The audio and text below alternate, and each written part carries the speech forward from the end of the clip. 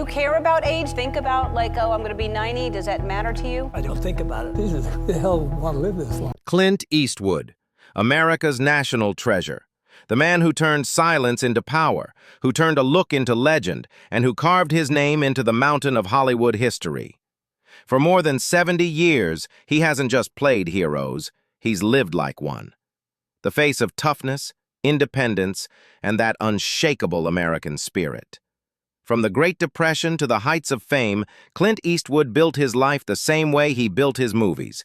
One frame, one risk, one quiet victory at a time. He was born on May 31st, 1930, in San Francisco, right in the middle of the Great Depression, a time when America itself was struggling to survive. He wasn't born into comfort or fame. His family had little more than hope, a car, and the will to keep moving.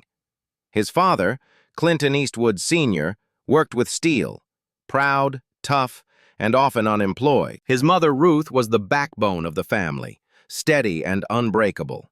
By the time Clint was 10, they had lived in more than a dozen towns up and down the West Coast: Sacramento, Oakland, San Jose. Every move meant starting over. New school, new faces, new rules. Some nights when money ran out, the Eastwoods slept in their car. The heater barely worked. His mother wrapped his baby sister Jean in her coat while Clint pressed his back to the door to block the wind. He didn't talk much. He didn't complain. He just listened, to the silence between his parents' words, to the sound of worry that filled the small spaces they called home. That silence shaped him. It taught him endurance, and in that silence, a seed was planted. The belief that the only thing a man can truly own is what he builds with his own hands. School wasn't kind to him either. He was held back a grade, once expelled for carving drawings into a desk. Teachers said he was restless, but he wasn't lazy. He just needed something real. He found it one day in a neighbor's garage, an old broken piano. He sat down, pressed a few keys, and taught himself to play. The notes filled the air like something holy. "It was the first thing I ever owned that couldn't be taken from me," he would say later. That piano became his first act of creation, his first proof that discipline could beat chaos. That lesson would follow him forever. In 1951, when he was just 21, Clint Eastwood learned the meaning of survival. He was serving in the U.S. Army, working as a swimming instructor. One weekend, he hitched a ride on a Navy plane heading north along the coast. What started as a routine flight turned into a nightmare. Somewhere over Point Reyes, the plane's engines failed. It crashed into the cold, black Pacific. No lights, no signal. Just a handful of men fighting the waves and the dark. Clint swam through miles of freezing water, his clothes heavy, his body shaking, the ocean pulling him down with every stroke. "You don't think about distance," he said years later. "You just think about the next breath." He swam for hours until he reached the rocky shore, alive, but forever changed. That night taught him that life can vanish in a second, and that the only real wealth is time. He carried that lesson into everything that came next. On movie sets, he worked fast, precise, and quiet. No waste, no chaos. He didn't yell, he didn't brag. He simply did the work. The crash taught him that survival isn't luck, it's focus. When he first came to Hollywood, Clint Eastwood was just another tall, unknown kid trying to survive. No money, no connections, no plan. He took odd jobs, digging pools, carrying lumber, stacking props. Casting directors said he was too stiff, too quiet, too serious. They wanted charm. He gave them silence. But behind that silence was study. He watched. He learned how light hit a face, how a pause could say more than a page of dialogue. "I didn't have anything," he said once. "I just stayed longer than everyone else who quit." After years of rejection, he got his first break, the TV show Rawhide. He was supposed to be a background character, but audiences saw something different. He didn't say much, but when he did, it mattered. His stillness drew the eye. That silence, once a weakness, became his signature. Then came fate, an Italian director named Sergio Leone. He offered Clint a role in a small western called A Fistful of Dollars. The pay was only $15,000, but the role would change movie history. He played the man with no name, a man of silence, a man of action, and suddenly, that quiet stare became the most powerful weapon in cinema. The trilogy, A Fistful of Dollars, For a Few Dollars More, and The Good, the Bad, and the Ugly made Clint Eastwood a legend. His face, half shadow and half sun, became a symbol of American grit. By the 1970s, Clint Eastwood was on top of the world, famous, rich, respected. But he wanted something else, freedom. "I just didn't want anyone telling me what to feel anymore," he said. So he started his own company, Malpaso Productions. It was small, but it gave him control. No more asking permission, no more middlemen. His first directing job, Play Misty for Me, was personal and daring, a psychological story about obsession and control, themes that mirrored his own life. Critics were divided, but Clint didn't care. He wasn't chasing approval, he was chasing ownership.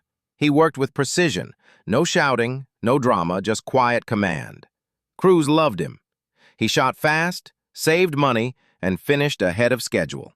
"Time is expensive," he said, "and I don't intend to waste either." His discipline paid off. Unforgiven won 4 Oscars, including Best Picture and Best Director. Million Dollar Baby and Gran Torino brought him new generations of fans. Each film was a meditation on regret, strength, and redemption, the things he knew best. But behind the camera, Clint was building something else, too, an empire. Clint Eastwood's fortune, estimated at over $400 million, isn't built on flash or excess. It's built on endurance. He restored the Mission Ranch Inn in Carmel by the Sea, turning a crumbling property into a living postcard of old California. He built Tehama Golf Club, a private retreat in the rolling hills above Monterey, where ocean winds meet silence. He owns vast ranches across Northern California, homes in Bel Air, Sun Valley, and Idaho. Each property stands not for luxury, but for permanence. "I moved my whole life," he said. "Now I build things that stay." He doesn't show off. He doesn't waste. Every brick, every acre reflects a man who built his world one quiet victory at a time. Behind the legend was a man who paid a heavy price for greatness. He's the father of 8 children by 6 women, a family spread across decades and stories, each one a piece of his long, winding life. His first great love was Maggie Johnson, the woman who stood beside him when he had nothing. She believed in him when Hollywood didn't. Together they raised 2 children, Kyle and Allison. But fame changes everything. Long nights on set turned into long absences. Hollywood offered temptation and distance. Their love faded quietly, without scandal, just time wearing away what once was. Then came Sandra Locke, actress, muse, and heartbreak. They met in 1972 on The Outlaw Josie Wales. For 14 years, they shared passion, pain, and creation. They made films together. They fought. They loved. They fell apart. When she passed away in 2018, Clint said nothing publicly, but those who knew him said her loss stayed with him, the silence of grief louder than words. In his later years, he found peace again with Christina Sandera, a woman far from Hollywood's glare. She brought calm to his life, simple dinners, quiet mornings, laughter. But in 2024, she passed away suddenly. Clint was left with silence once more, not the kind he mastered, but the kind that hurts. For all his fame, Clint Eastwood's greatest challenge was family. He's a father of 8, and his children's lives form a mosaic of his story. Scattered, but connected. Laurie, his first daughter, found him decades later. There was no drama, only understanding. Kyle became a jazz musician, Allison a filmmaker. Scott Eastwood followed his path into acting, carrying his father's steel gaze and quiet discipline. Each child carries a piece of his will, his silence, his strength. In recent years, family gatherings have become smaller but more meaningful. They don't speak about the past much. They just show up, and that, for Clint, is enough. He once said, "You can only be young once, but you can be immature forever. It sounded like a joke, but maybe it was his confession, that even legends are still learning how to be human. Now in his 90s, Clint Eastwood lives surrounded by peace. Not the peace of fame, but of stillness. He walks the trails of Mission Ranch at sunrise. He still plays piano sometimes, the same keys that once saved him from the cold.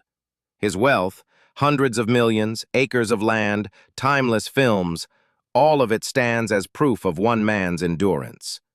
But it's not the money that defines him. It's the permanence, the refusal to drift again. He's not chasing immortality. He's already built it, not through noise or glamour, but through work, silence, and the will to stand his ground. When the sun sets over the Pacific, Clint Eastwood doesn't need applause. He's already said everything he ever needed to, in the quiet. Because that's what he's always been. A man who turned silence into legend, and in that silence found eternity.